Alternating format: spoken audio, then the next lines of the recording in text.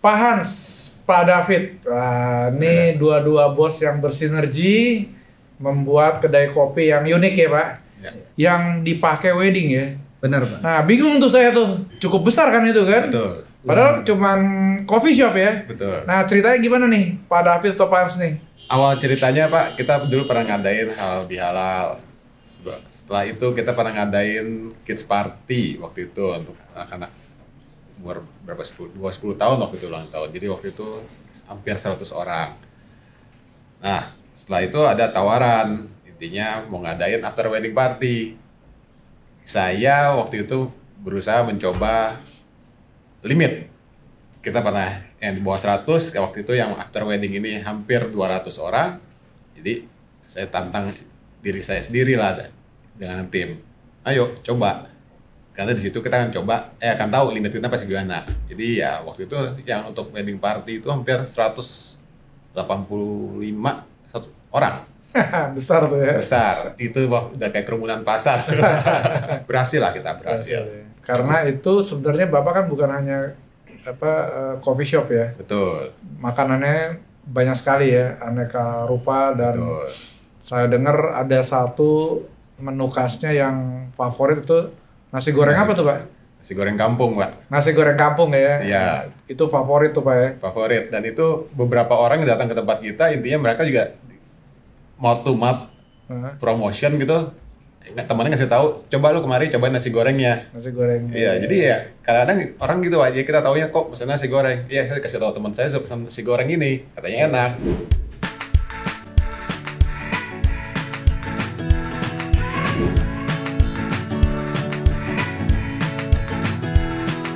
Welcome to RCC Podcast, Resto Cafe and Coffee. Ngobrol bareng orang-orang populer di jalur kuliner. Sebelum kita lanjutkan, kita mau tanya dulu nih Pak David. Karena ini awalnya mimpinya Pak David nih. Pak David punya tanah di Ben Hill. Iya. Terus tiba-tiba menjadi kedai kopi, tiba-tiba menikah ya. Menikah bisnis ya. Menikah bisnis dengan Pak Hans. Kira-kira ceritanya gimana tuh awalnya tuh Pak David? Iya memang saya basicnya saya memang tinggal di Ben Hill. Nah kebetulan waktu itu saya punya tempat di Ben Hill yang memang tidak terpakai saat itu. Nah saya kebetulan suka minum kopi. Nah waktu kalau saya keliling gitu ya, saya suka manual brew. Manual brew itu yang dibikin bukan pakai mesin lah ya, gitu.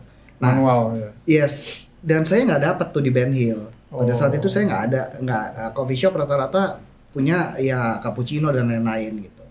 Nah, jadi saya kalau mau cari manual brew saya harus pergi ke luar dari wilayah Ben Hill. Dari Ben Hill. Benar. Nah, jadi saya kepikir kenapa ya nggak dibikin, padahal daerah sekitar situ banyak orang kantor, ya, banyak kos-kosan gitu, yang mungkin juga suka manual brew seperti saya. Ya. Nah, akhirnya waktu itu saya berkonsep, saya mau lah bikin tempat saya ini jadi coffee shop.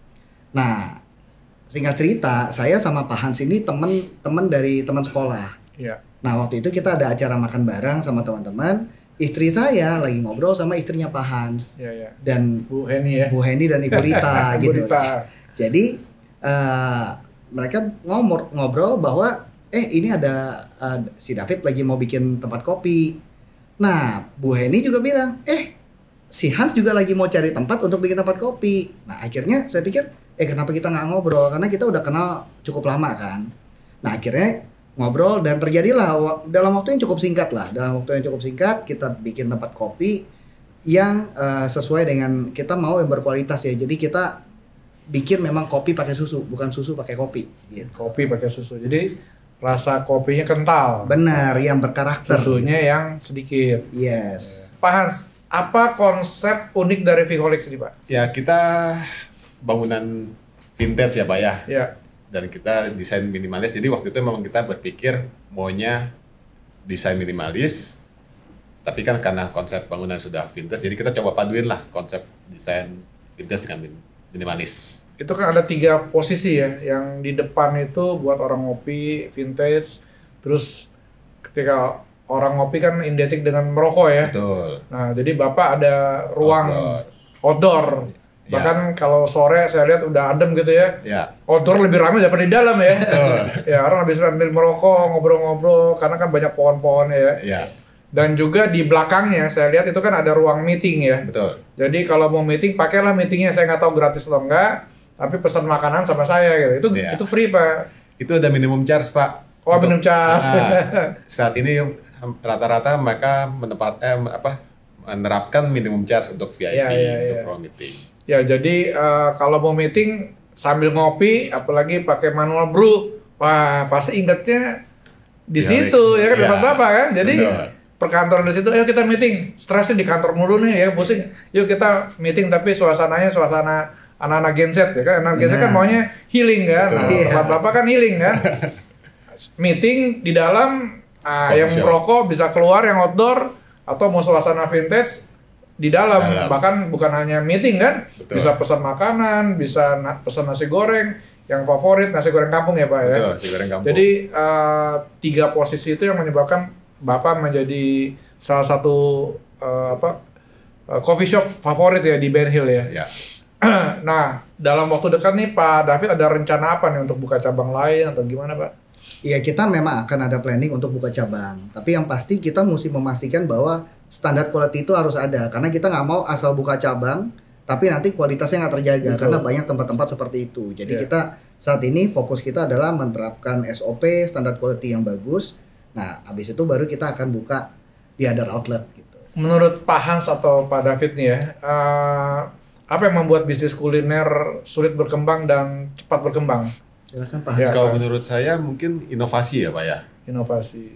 Itu harus, intinya kalau nggak ada inovasi produknya itu aja juga orang pasti bosan.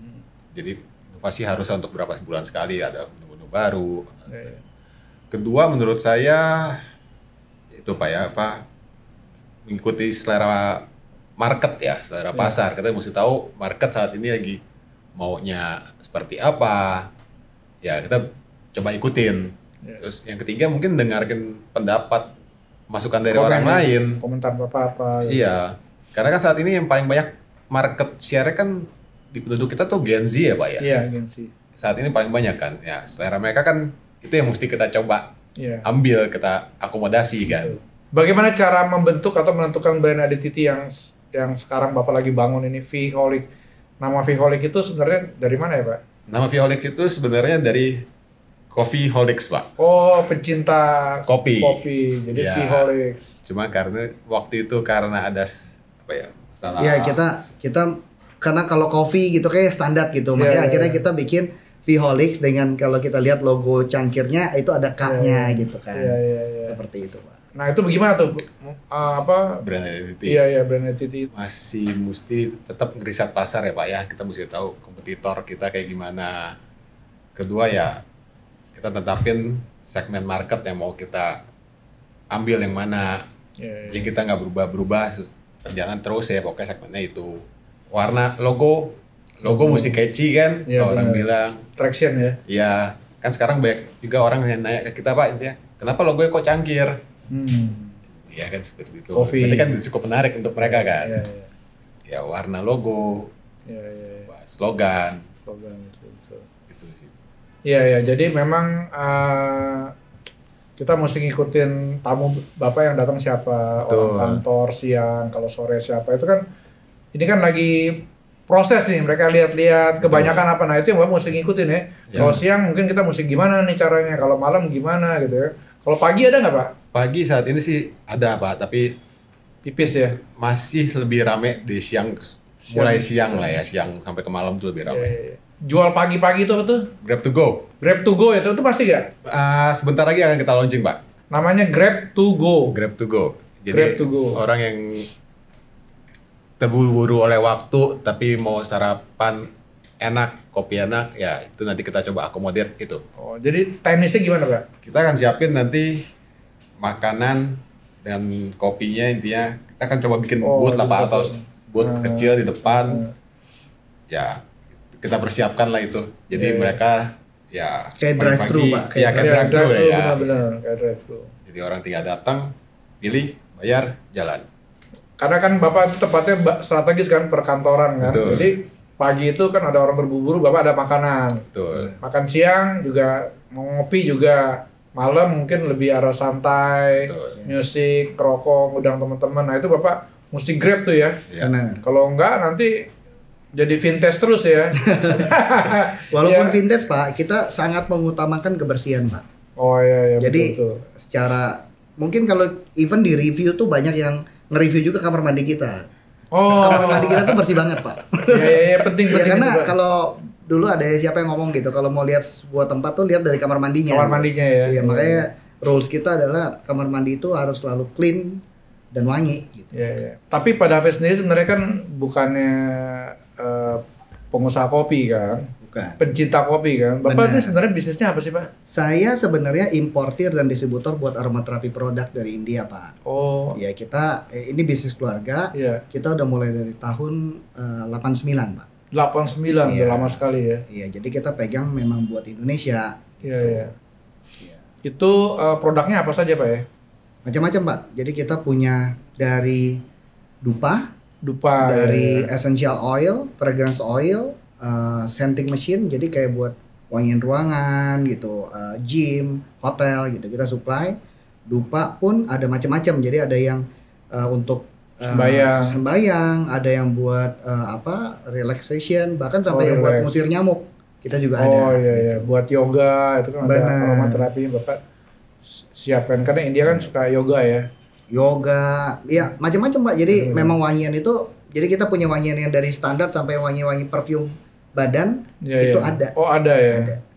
Oke Pak, kita mau masuk sesi yang kedua, benar atau salah nih ya. Nanti salah satu bisa jawab ya. Kepuasan pelanggan adalah marketing terbaik. Benar. Benar ya? Kenapa Benar. Pak? Karena kepuasan pelanggan itu yang bikin mereka datang lagi, Pak. Datang lagi itu yang penting ya Pak. Paling penting. Kita tuh untuk menciptakan satu menu aja cappuccino di awal Pak, Iya. itu 2 hari ya, 2 hari Pak. Jadi kita Tes terus ya? ngetes dari sisi air, susu, Wow. Biji kopi. kopi gitu. Jadi saya sampai minum obat mah juga Pak gitu kan. Tes terus ya. Karena pagi sampai sore kita minum Iya, untuk iya. setiap kopi yang beda-beda ini ya, dari sisi airnya, dari sisi susunya, sampai menemukan ini yang paling oke. Vicolec punya ruang meeting private room. Benar atau salah Pak? Bener Pak. Benar ya. Kita ada 2 ruang meeting, satu buat sekitar 8 orang sampai 10 orang, yang satu 15 sampai 20 orang. Kita ruang meeting kedua kita sebenarnya mirip dengan karaoke Pak. Karaoke Jadi ya? sofa sebenarnya. Jadi kita punya meeting yang lebih memang duduk serius, Iya. sama yang satu lagi lebih sofa. Jadi meetingnya lebih Santai, santai lah. Santai ya. Iya. Iya, iya. Vicolec itu ada indoor atau outdoor? Banyak spot foto di Vicolec itu, benar atau salah Pak? Betul, Pak. Indoor kita ada spot foto di dekat bangku ulin. Bangku Tentu. ulin. Nah, Iya, iya. Di outdoor kita banyak spot foto juga. Ya ruang meeting juga ada, Pak, spot foto. Iya. Oke nih, mungkin Pak David atau Pak Hans closing statement-nya ya. Kalau dari sisi saya secara bisnis, main di kuliner itu susah-susah gampang. Tapi yang pasti adalah kita butuh konsistensi. In every Konsisten. business kita butuh konsistensi. Dan memang kalau apalagi terutama di makanan ya, di makanan itu kita sebagai owner, kita tuh nggak bisa cuman sekedar suruh orang gitu. Kita harus merasakan, harus benar-benar ya melihat di lapangan gitu. Karena apa? Karena makanan itu seperti yang tadi Bapak bilang, begitu orang nggak suka, mereka tuh nggak akan pernah balik lagi dan kita nggak tahu feedbacknya. Iya. Kalau kita nggak ada di sana, mungkin kadang customer komplain, karyawan nggak kasih tahu kita gitu. Nah itu yang kita butuhkan. Supaya apa? Karena kita butuh yang namanya pelanggan itu should be happy gitu kan. Iya, iya. Nah buat saya konsistensi itu paling penting sih Pak. Ya, konsisten dan owner hadir minimal sampai punya ajudan yang kuat ya. Yes. benar. Oke, Pak Hans sebagai pelaksana nih ya, restoran kira-kira Bapak mau sharing sesuatu tentang Vicolec mungkin Pak? Ya, untuk yang belum pernah mencoba Vicolec ya, silakan datang untuk mencoba. Untuk yang udah pernah datang ya, kembali lagi. Karena ya, untuk rasa makanan dan minuman kita tetap kita jaga sih Pak. Intinya kita sebisa mungkin kita nggak mau mengecewakan customer ya. Oke, thank you Pak Thank you, David thank you, sudah Pak. datang ke Thank you. RCC Podcast. Oke, Pak David, Pak Hans, terima kasih sudah hadir di RCC Podcast. Ini ada kenang-kenangan dari Arna Granit